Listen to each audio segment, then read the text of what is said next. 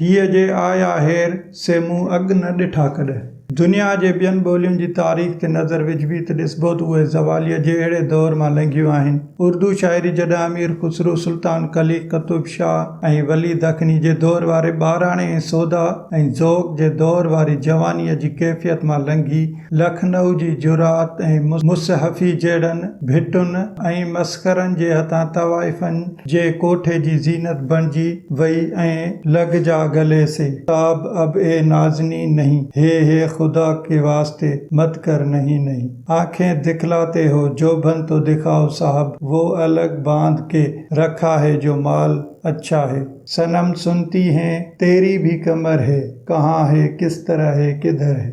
इन क़िस्म जे शेरनि तां महदूद थी वई। तॾहिं हिंदुस्तान जे बाशऊर तबिके हिन अदबी ज़वाल जे ख़िलाफ़ आवाज़ उथारियो ऐं उर्दू शाइरी जे समूरियुनि वाहियात रवायतुनि ख़िलाफ़ बग़ावत जो झंडो खड़ो कयो। सर सैयद हाली ऐं मोहम्मद हुसैन आज़ाद उर्दू खे सिंधी रवायती तस्न तकल्लुफ़ ऐं फ़ारसीअ जी अंधी तक़लीद खां आज़ाद कराइण लाइ जिहाद शुरू कयो। उन्हनि कोशिशुनि रंग लाथो ऐं उर्दू शाइरी जा रुॻो ठुल्हनि अखरनि, पुराणियुनि ऐं पारूथियुनि तशबीहुनि ऐं इस्तारनि जो अणवणंदड़ बेजान बुत बणिजी वई हुई। तंहिंजे जिस्म में हाली, इस्माइल पानीपती ऐं ॿियनि नओं रूह ऐं नओं साह विधो। उर्दूअ खे दरबारियुनि, महलियुनि ऐं तवाइफ़ुनि जे कोठनि जे मसनूई ऐं घुटियल माहौल मां निजात ॾियारी अवामी माहौल जी ज़िंदगी बख़्श फ़िज़ा में आंदो वियो। अहिड़ी रीति उर्दू हिकु नई अवामी दौर में दाख़िल थी ऐं इक़बाल, जोश ऐं फैज़ जहिड़ा बाकमाल शाइर पैदा करे ॾेखारियईं। सिंधी ॿोली खे बि साॻे ई दौर ऐं साॻी पेड़ा मां लंघणो पियो। अंग्रेज़नि जी सिंध फ़तह करण खां पोइ फ़ारसीअ जी जाइ ते अंग्रेज़ी ॿोली सिंध में राइज थी। सिंध में हीअ हिकु ज़बरदस्त इल्मी ऐं अदबी इनक़लाब जी शुरूआत हुई। जीअं अब्बासी ख़लीफ़नि हारून रशीद ऐं मामून रशीद जे दौर में यूनानी, लातीनी ऐं संस्कृत इल्म अदब सरज़मीन अरब में फहिलियो ऐं शक, ॻोल्हा, आज़माइश, छंड छां जो उहो सिलसिलो शुरू थी वियो, जंहिं अॻे हली दुनिया अॻियां अल-मारी जहिड़ा शाइर ऐं इब्न खुल्दून, इब्न अल-अरबी, इब्न रुशद, ग़ज़ाली, बू अली सीना, अल-फ़ाराबी जहिड़ा पंहिंजे ज़माने जा अज़ीम तरीन यगाना दानिश्वर ऐं आलिम पैदा कया ऐं अरबनि खे रूए ज़मीन जो इल्मी ऐं अदबी इमाम तस्लीम करायो। ऐं जीअं ई अरबीअ जे इल्मी अदबी शाहकारनि स्पेन ज़रिए यूरोप में दाख़िल थी यूरोप जे मुद्दे ख़ारिज ऐं ॿूसाटियल इल्मी अदबी माहौल में थरथलो मचाए छॾियो, तीअं सिंध में अंग्रेज़ीअ जो अचणु हिकु ज़बरदस्त इनक़लाब हो। जीअं स्पेन ऐं पोर्चुगाल में अरबी जे दाख़िल थियण ते ईसाई आलिमनि वठी हाय घोड़ा कई हुई ऐं मुंहुं मथो पिटियो हो त ईसाई दीन थो वञे, जेके अरबी पढ़नि से काफ़र ऐं दोज़गी आहिनि। तीअं सिंध में उन वक़्त जे बुज़ुर्ग वठी रड़ मचाई नासारे जी ॿोली, जेको पढ़े सो नासारो थींदो, वग़ैरह वग़ैरह। फिरंगी मुल्क त वरितो पर हाणे दीन बि थो खसे। अंग्रेज़ी 7 दर्जा, जेको पढ़ंदो सो 7 दोज़ख भरींदो, पर वक़्त जे वाकिरे खे केरु बदिलाए। अंग्रेज़ी ॿोली जे ज़रिए सिंध में अदब जा उहे अमुला ख़ज़ाना खॼी आया जेके सिंध खे हज़ारें कोह परे गुज़िरियल 2-3 सदियुनि में यूरोप में गॾु थिया हुआ। हक़ीक़त में मग़रबी दुनिया जी ही अंग्रेज़ी ॿोली ऐं उन जो अदब उहो फ़र्ज़ पूरो करे रहिया हुआ ऐं उहो हक़ अदा करे रहिया हुआ जेको मशरक़ी ॿोलियुनि ऐं अदबनि जहिड़ोकि संस्कृत, अरबी ऐं फ़ारसीअ जो मथनि चढ़ियल हो। मग़रबी इल्म ऐं अदब जा मतवाला कालिदास, जयदेव, मीरान बाई, फिरदौसी, हाफ़िज़, ख़याम, सादी, मारी, बू अली सीना, इब्न खुल्दून, इब्न रुशद, फ़ाराबी ऐं ग़ज़ाली जहिड़नि मुफ़क्किरनि जे ई मेख़ाननि मां सुर्खियूं पीतल हुआ। हू साॻे ई ऊचे शराब खे नएं ज़माने जे नवनि तजुर्बनि ऐं एहसासनि जे भठियुनि में चिकाए साफ़ करे नयुनि बोतलुनि में भरे मशरिक़ खे पीआरण लाइ खणी आया हुआ। हाणे शराब जो नशो तेज़ हो। सिंध में अंग्रेज़ी जो पहिरियों फल कलीच जा तर्जुमा आहिनि। कलीच शेक्सपियर खे लतीफ़ जे वतन में वठी आयो, विक्टर हुगो ऐं बेकन खे मीरनि जो मुल्क ॾेखारियईं, यूरोप जे अदबी बाग़नि मां मिठा ऐं ताज़ा मेवा पटे आणे सिंधियुनि जे अॻियां रखियईं। अफ़सोस जो संदसि नज़र रेबलास, बिल्ज़ाक, किरावंतीस, टालस्टाय, एवसन, थॉमसन, पेन, रूसो, चेगोफ, गोगोल ऐं ख़ासि करे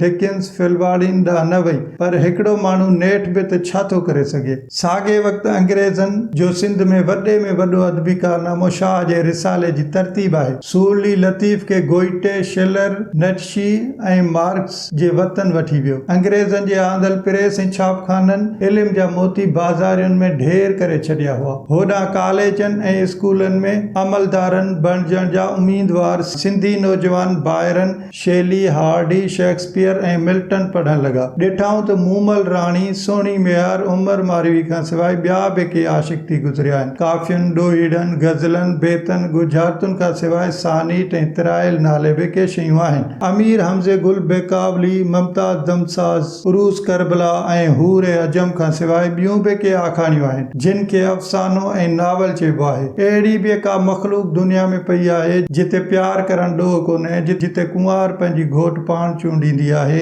जिते ज़िंदगीअ जे हर मैदान में ज़ालूं मर्दनि सां कुल्हो कुल्हे में मिलाए हलनि थियूं, जिते शाइर वणनि, पखियुनि, जबलनि, नदियुनि ऐं सामूंडी नज़ारनि बाबति बि नज़म लिखनि था, जिते कलम तलवार खे काटे थो, जिते अदब ऐं शाइर दरबारियुनि या मुशाइरनि जो सींगार न पर इनकलाबनि जो अलमबरदार आहे, जिते अकुल वहमनि ऐं तासुब में जकड़ियल न आहे, जिते शक ऐं बेवेसाही कुफर नथा लेखजनि, जिते तलाश ऐं ॻोल्हा बिदत न आहे, जिते आज़माइश ऐं तजुर्बे जो राज आहे, जिते ज़िंदगी में गर्मी, तेज़ी ऐं तड़प आहे, जिते तमन्नाऊं ऐं उमेदूं मायूसी ते ग़ालिब आहिनि, जिते सब्र ऐं शुक्र जो नालो सुस्ती ऐं बेहिमती न आहे, जिते तबके, क़ौम, मज़हब, नस्ल जे नाले में रचायल ढूंगनि जे किले खे खोलण वारा सूरीअ ते नथा चाढ़िया वञनि, जिते माण्हू हाकिमनि जी रीत ते न बल्कि मुल्क जा मालिक लेखिया वञनि था, जिते जे हाकिमनि मथां आम राय, शहरी आज़ादियूं, आज़ाद प्रेस ऐं आज़ाद चूंडुनि जे नालनि वारियूं तलवारूं लटकियल आहिनि, जिते ॾाॾे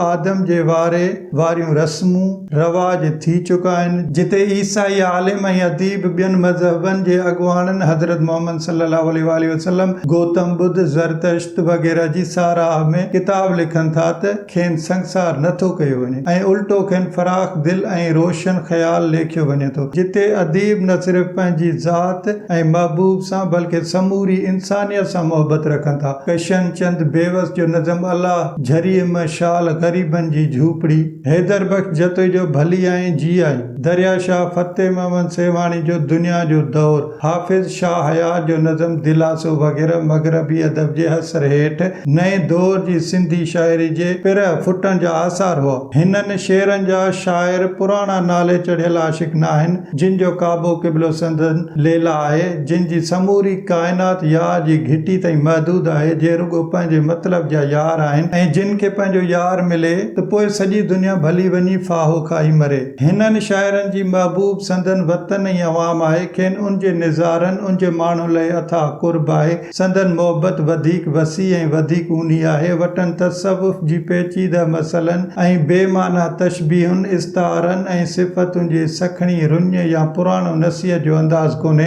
हिननि जो शेर सादो, साफ़, हसीन, आला जज़्बो पैदा कंदड़ आहे। हकीम फतेह मोहम्मद सेवाणी, सैयद मीरान मोहम्मद शाह, डॉक्टर दाऊदपुर काके भीरूमल, डॉक्टर घरबख्शाणीअ जहिड़नि मज़मून निगारनि ऐं इंशा परदाज़नि मग़रबी मज़मून निगारी ऐं तहक़ीक़ जे ढोल ते सिंध जे माहौल खे अदब में पेश कयो। संदन ॿोली अॻे दौर जी तस्ना लफ़्ज़नि जी भरमार ऐं बेमाना जी पेचीदगियुनि खां आज़ाद आहे। संदन मज़मून बिल्कुलु नवां आहिनि। हू कॾहिं गंजे टकर जहिड़नि मक़ामी निज़ारनि खे सुहिणे नमूने पेश कनि था त कॾहिं गिरोड़ी मियन इनायत जलाल फ़क़ीर जहिड़नि विसारियल शेरनि जे नाले खे वरी ज़िंदह कनि था ऐं कॾहिं सिंधी ॿोली जी तारीख़ लिखी असांजे अदबी विरसे खे अवाम आॾो पेश कनि था। साॻी रीत प्रोफेसर शाहाणी दीवान कोड़ेमल, परमांद मेवाराम, लालचंद अमर ॾिनेमल, ॼेठीमल परसराम ऐं ॿियनि अहिड़नि मज़मून लिखिया जे दर हक़ीक़त सिंध जा अवाइली मुख़्तसिर अफ़साना हुआ। हिननि जा मौज़ू सादा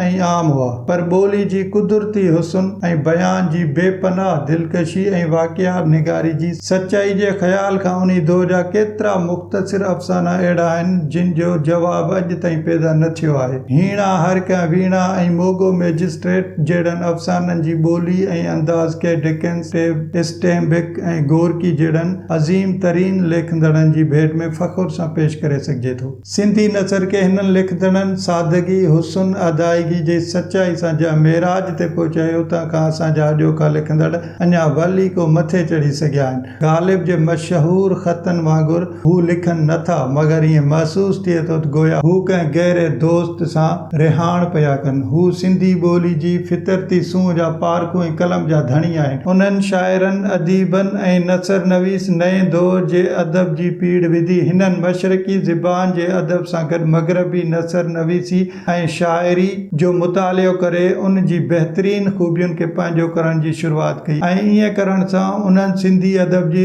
ओसारी खई। साॻे वक़्तु हिननि बंगाली, हिंदी, अंग्रेज़ी ऐं ॿियनि ॿोलियुनि जी शाहकारनि खे तर्जुमो करे सिंधी अदब जी दुनिया में आंदो। उन करे सिंधी नौजवाननि, तालीम याफ़्ता तबिको, ख़ासि करे सिंधी अदीब 20वीं सदी अंदरि दुनिया में आयल नवनि ख़्यालनि खां वाक़ुफ़ थिया। जासूसी नाविलनि स्कूली शागिर्दनि जी दुनिया बदिलाए छॾी। जान आलिम, हातिम ताई, अमीर हमज़े जी जाइ ते ब्लेक, शर्लॉक होम्स ऐं डॉक्टर वाट्स अची विया। वेचारो बोकलमो जादूगर विसरी वियो ऐं आर्सन लोपन जो सिक्को ॼमी वियो। उन्हनि नाविलनि नंढी टी जे नसुल में पंहिंजे माहौल जी सुस्ती ऐं बेकारीअ लाइ बेज़ारी पैदा कई हुई। खेनि साइंस जी तरक़ी खां वाक़िफ़ कयो ऐं जादू जो जादू संदनि दिलियुनि तां लही वियो। उन्हनि वहमनि जी जाइ साइंस जे ईजादुनि वालारी। हू लंडन ऐं पेरिस जे घिटी गली जा वाक़ुफ़ थी विया। संदनि ख़्यालनि में उथल पुथल आई ऐं यूरोप जी हैरत अंगेज़ ऐं पुरअसरार दुनिया खे नई जन्नत सम्झण लॻा। डीपलाई जे इस्लामी नावलनि वारी विचोले ज़माने जी अरबी सल्तनत वारे दौर खे रूमानवी अंदाज़ में पेश कयो।